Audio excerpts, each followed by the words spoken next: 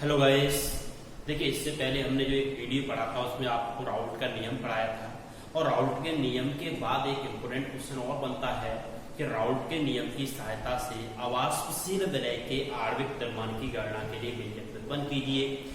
तो यहाँ पर आपको याद रखना है, राउल्ट के नियम की सहायता से अवाष्पशील विलय के आणविक द्रव्यमान की गणना के लिए व्यंजक पूछा जा सकता है, या फिर आपसे क्वेश्चन को पूछा जा सकता है वाष्प दाब में आपेक्षिक अवलंबन की सहायता से अवाष्पशील विलय के आणविक द्रव्यमान की गणना के लिए व्यंजक व्युत्पन्न कीजिए। तो देखिए, याद रखना है आपको, वाष्प दाब में आपेक्षिक अवलंबन की सहायता से दिया हो या राउल्ट के नियम की सहायता से दिया हो, आपको अवाष्पशील विलय का आणविक द्रव्यमान ज्ञात करने के लिए व्यंजक ज्ञात करना होगा। और इसमें आपको याद रखना है, जिन्होंने अभी राउल्ट्स के नियम को नहीं पढ़ा है उनके लिए मैं डिस्क्रिप्शन में राउल्ट के नियम की लिंक दे दूंगा, तो आप वहां से पहले राउल्ट के नियम को देखें, उसके बाद इस वाले वीडियो को देखना। तो यहाँ पर चलिए हम स्टार्ट करते हैं कि किस तरह से वाष्प दाब में आपेक्षिक अवलंबन की सहायता से या राउल्ट के नियम की सहायता से अवाष्पशील विलय के आणविक द्रव्यमान की गणना के लिए व्यंजक व्युत्पन्न करेंगे। तो यार इसको हम स्टार्ट करेंगे वहीं से, राउल्ट के नियम से।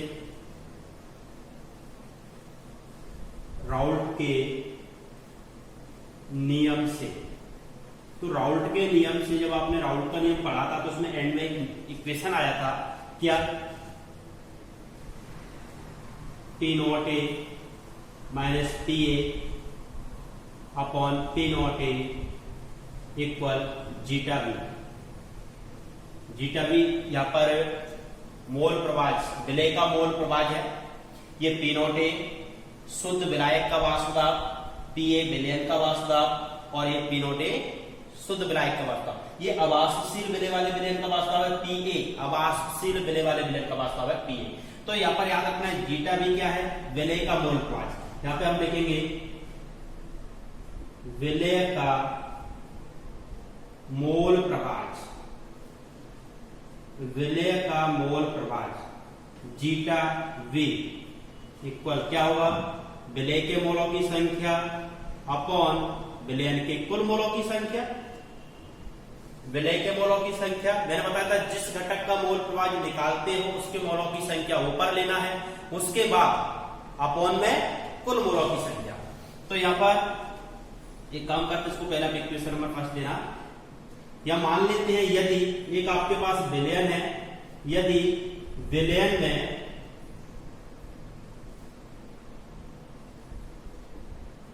विलायक और विलयक के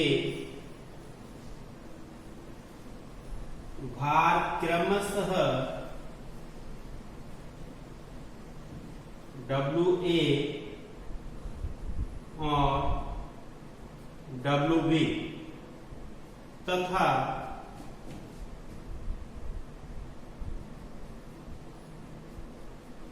विलायक और विलयक के आणविक द्रव्यमान क्रमशः MA और MB हो। तो देखिए, आपने मान लिया आपके पास जो विलयन है अवाष्पशील विलय वाला विलयन, उसमें आपने विलायक और विलय के भारों को क्रमशः WA और WB मान लिया है तथा विलायक और विलय के आणविक द्रव्यमान को MA और MB मान लिया है। इसलिए अपन यहाँ पर यदि अपन Na का मान निकालें, यदि Na का मान निकालें, Na क्या है यहाँ पर? विलायक के मोलों की संख्या। तो विलायक के मोलों की संख्या का फॉर्मूला होता है, देखा मोलों की संख्या निकालने का एक फॉर्मूला होता है भार बटे अणुभार। यदि आप विलायक के मोलों की संख्या निकाल रहे हो तो विलायक का भार अपॉन विलायक का अणुभार, तथा इसी प्रकार आप विलय के मोलों की संख्या का फॉर्मूला देखो तो विलय का भार अपॉन विलय का अणुभार। ये दोनों मान इस वाले समीकरण में रख देंगे तो विलय का मोल प्रवाह निकालोगे। अतः विलय का मोल प्रवाह, विलय का मोल प्रवाह जीटा बी का मान आप देखोगे तो क्या आ जाएगा, एन बी की जगह एन बी का मान रख दो, W B upon M B और WA की जगह NA की जगह WA upon MA plus WB upon MA। इसको इक्वेशन नंबर सेकंड।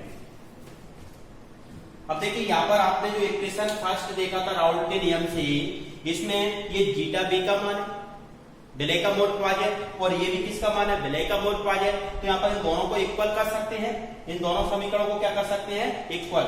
तो अगली लाइन में लिखेंगे समीकरण 1 और 2 से, समीकरण 1 और 2 से क्या आएगा, ये देखो P naught A minus PA upon P naught A equal zeta B की जगह ये वाली वैल्यू क्या आएगा, WB upon MB WA MA plus WB upon MB। अब आपने तनु विलयन की एक कंडीशन पढ़ी है। तनु विलयन ऐसे विलयन होते हैं जिसमें विलेय की मात्रा विलायक की तुलना में बहुत कम होती है, या ये कह सकते हो विलेय के मोलों की संख्या विलायक के मोलों की संख्या की तुलना में बहुत कम होती है। तो यहाँ पर तनु विलयन की कंडीशन लगा देते हैं। तनु विलयनों के लिए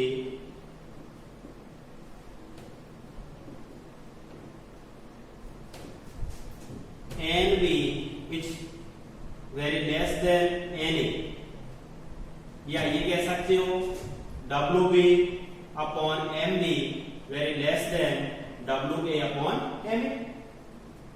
मतलब WB अपॉन MB का मान बहुत कम है किससे, WA अपॉन MA से। अतः हर से WB अपॉन MB को नगण्य मानकर छोड़ने पर, इसको छोड़ देंगे यहीं पर, WB अपॉन MB को हर में छोड़ देंगे, नीचे छोड़ देंगे, तो समीकरण क्या आएगा, P naught A minus PA upon P naught A equal WB upon MB, upon में बचेगा केवल क्या, WA upon MA, WA upon MA बचेगा। इसको यह लिख सकते हैं P naught A minus PA upon P naught A equal WB upon MB into WA नीचे और MA कहां पहुंच जाएगा, ऊपर। यहां से आपको निकालना क्या है, आणविक द्रव्यमान की गणना करना है। किसके आणविक द्रव्यमान की, विलेय के। विलेय के आणविक द्रव्यमान को MB से प्रेजेंट कर, तो आपको याद रखना है, प्रदर्शित करते हैं। तो MB बराबर क्या आ जाएगा, या MB बराबर हो जाएगा WB इंटू MA अपॉन में नीचे बचा है क्या, WA into P naught A, यहां से कहां पहुंच जाएगा, ऊपर, और अपॉन में क्या आ जाएगा, P naught A minus PA। ये लास्ट समीकरण आया है। इस समीकरण की सहायता से अब अवाष्पशील विलेय के आणविक द्रव्यमान की गणना की जा सकती है। इस समीकरण की सहायता से अवाष्पशील विलेय के आणविक द्रव्यमान की गणना की जा सकती है। ये इक्वेशन आया है अवाष्पशील विलेय के आणविक द्रव्यमान की गणना के लिए। इसकी सहायता से काफी न्यूमेरिकल करेंगे। हाँ चलिए देखिए, इस पर एक न्यूमेरिकल करते हैं, और इसमें आपका जो न्यूमेरिकल है वो है किसी ताप पर शुद्ध बेंजीन का वाष्पदाब 0.850 बार है।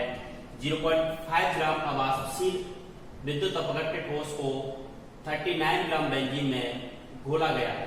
प्राप्त विलयन का वाष्पदाब 0.845 बार है, तब ठोस का मोलर द्रव्यमान मतलब आणविक द्रव्यमान ज्ञात करना है। देखिए पहले क्वेश्चन की लैंग्वेज को आप समझो। इसमें जो आपसे क्वेश्चन दिया गया है उसमें क्या क्या वैल्यू आपको दी हुई है।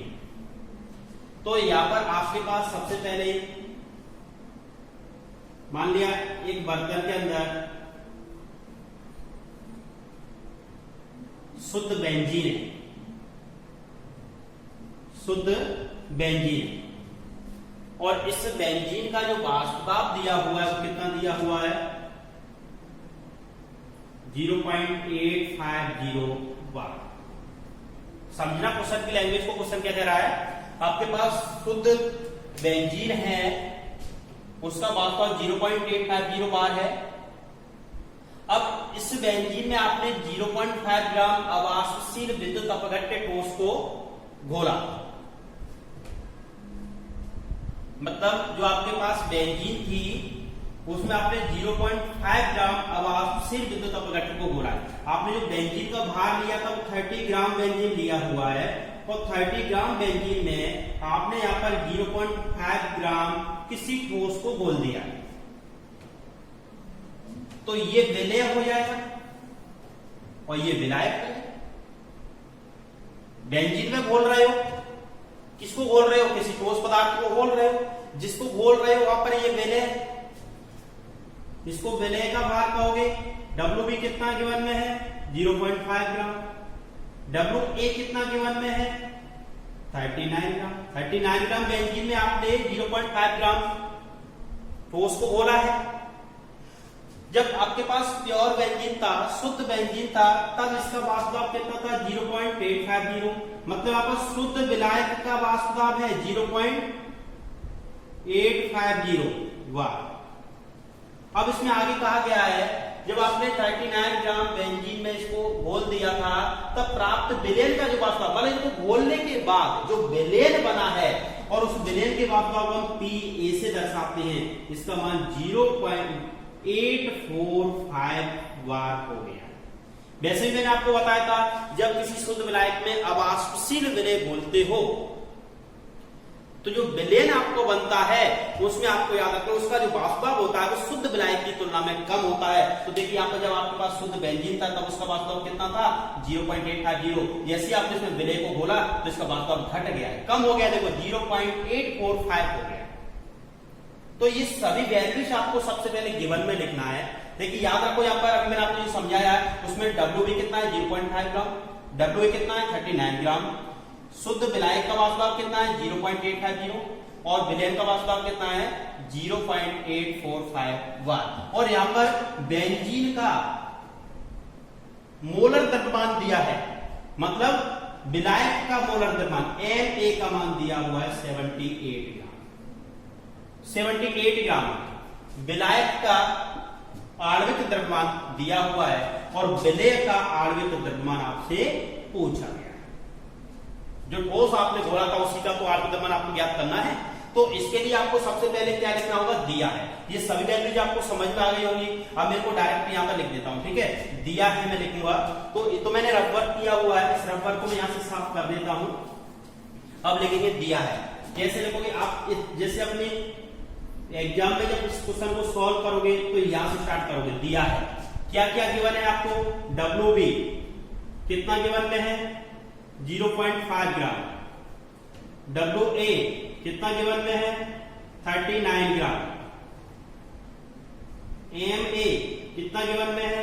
78 ग्राम मोल इनवर्स। P0A शुद्ध विलायक का वाष्प दाब, शुद्ध बेंजीन का वाष्प दाब कितना है? 0.850 वाट। विलेन का वाष्प दाब कितना है? 0.845 वाट। कैलकुलेट क्या करना है? MB आपको कैलकुलेट। ये वैल्यू सब समझ में आ रही है। अब इसमें अपन फॉर्मूला लगाएंगे। फॉर्मूला कौन सा होता है आणविक द्रव्यमान ज्ञात करने का? MB इक्वल, अभी आपने फॉर्मूला पढ़ा था, WB MA WA into P0A upon P0A minus P। इसमें वैल्यू पुट करोगे, MB का मान ज्ञात करोगे। MB equal WA 0.5 gram, MA 78 gram mole inverse, WA 39 into P0A 0.850, P not है 0.850 अपॉन में माइनस में ही आएगा क्या 0.845। एम बी यहां से कैलकुलेट करोगे तो 0.5 इंटू 78 39 इंटू 0.850 अपॉन 0.005।